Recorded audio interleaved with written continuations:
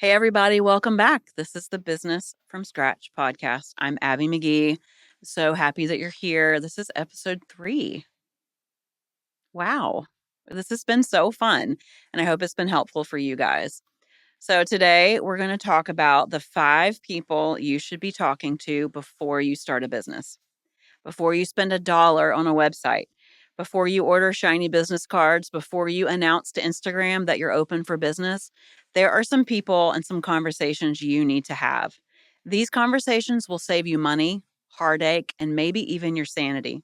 So let's talk about the 5 people you should absolutely talk to before you launch: the mentors, the customers, the banker, and yes, even the folks who might poke holes in your dream. And if you've already started your business and are in the trenches but struggling, these conversations are still what you should be having now to save your sanity and your business. The first one we're going to talk about today is a mentor. A mentor gives you shortcuts through the minefield of entrepreneurship. They've already made the mistakes you're about to make and can help you avoid expensive or embarrassing detours.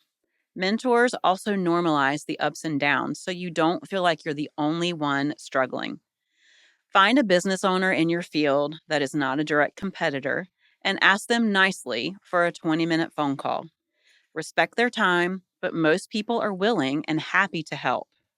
I have a friend, he's now my friend. His name is Martin, and he has been my go to mentor for years. He started out as a client.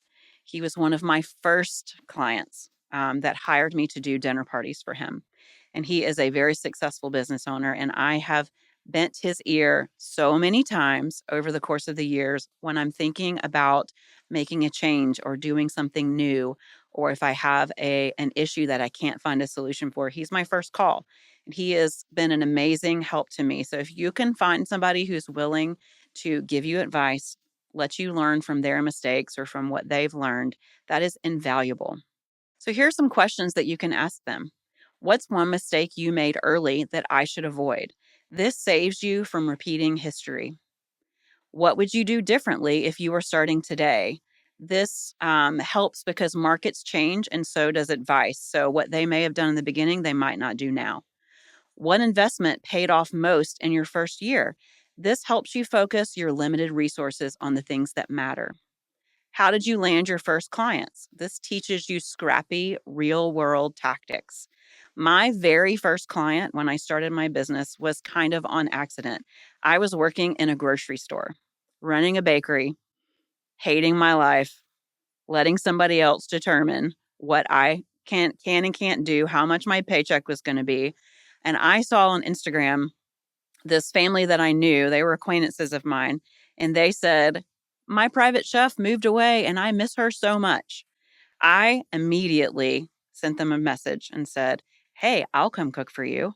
That was the beginning of my business. They told their friends told their friends, and within like 3 months, I had quit my job and had a business. So you don't always need high budget for marketing. You don't always need a fancy website. What you need are some scrappy techniques, the guts to ask the question to get your first clients. Another question you can ask is, if you could give me one piece of advice right now, what would it be?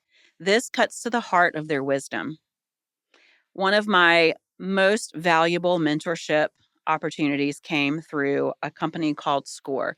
They are a nonprofit nationwide organization that provides free mentorship for business owners.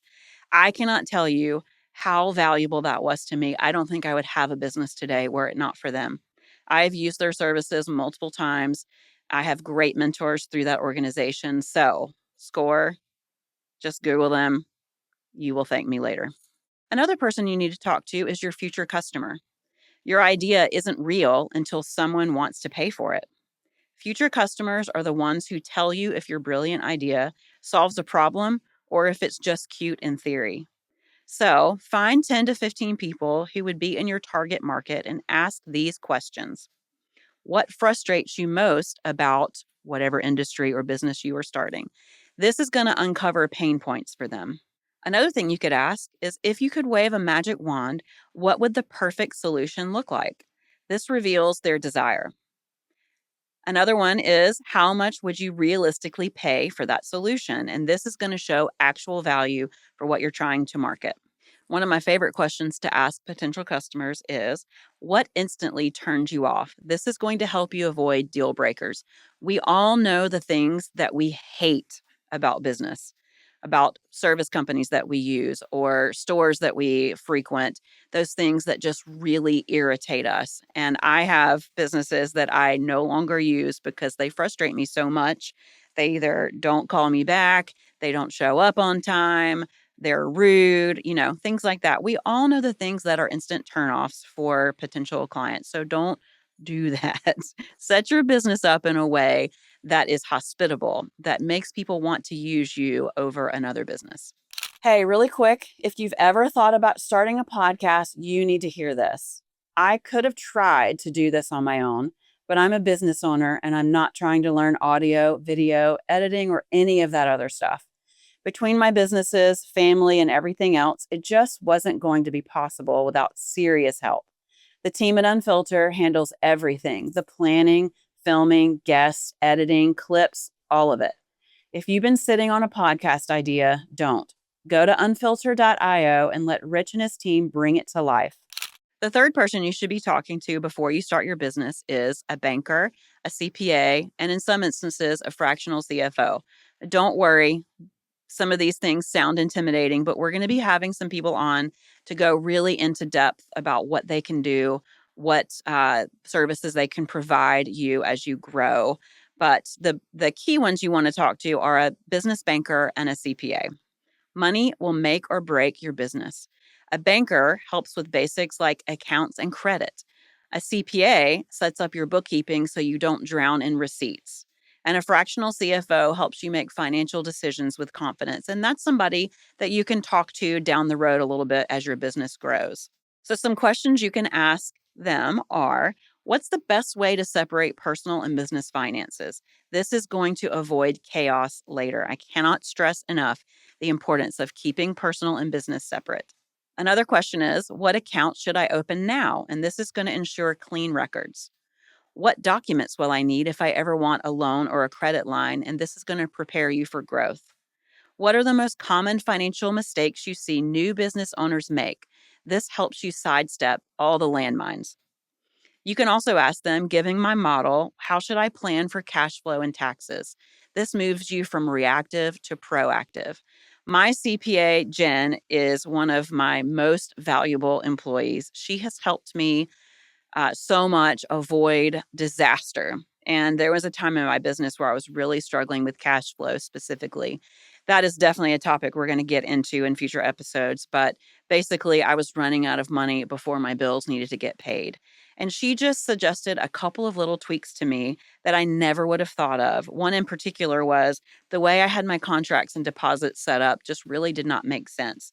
I was booking events for a year from now, and I was already having all of this administrative cost for planning and communicating with these clients, but I wasn't charging enough on the front end in a deposit scenario to make that make sense. So we made little tweaks to how my deposit structure worked, and it made a huge difference to me being able to pay my bills. So I cannot stress enough the importance and the value of a CPA. Do not try to do it alone. Find some help. Number 4, you should be talking to a business attorney. Legal isn't sexy until you need it, and then it's everything.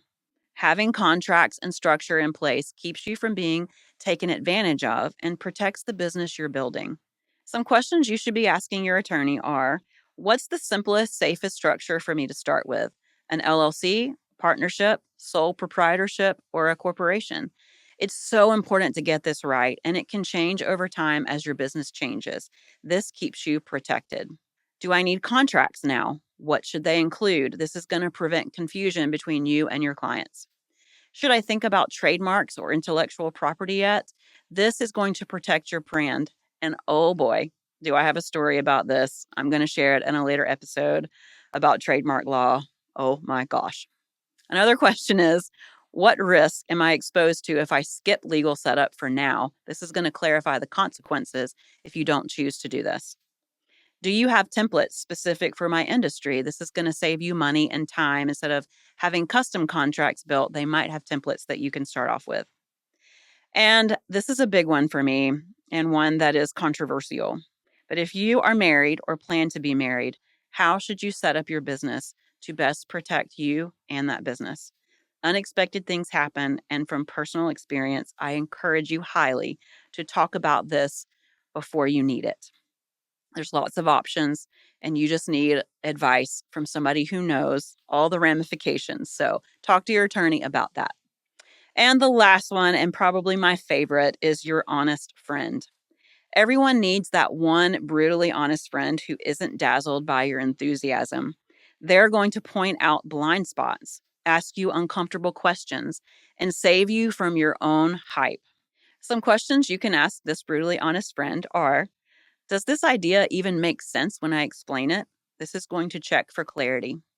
Would you pay for this at this price? Why or why not? This is going to test value.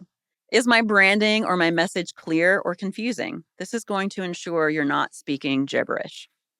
What was your first gut reaction when I told you my idea? This is going to reveal the truth.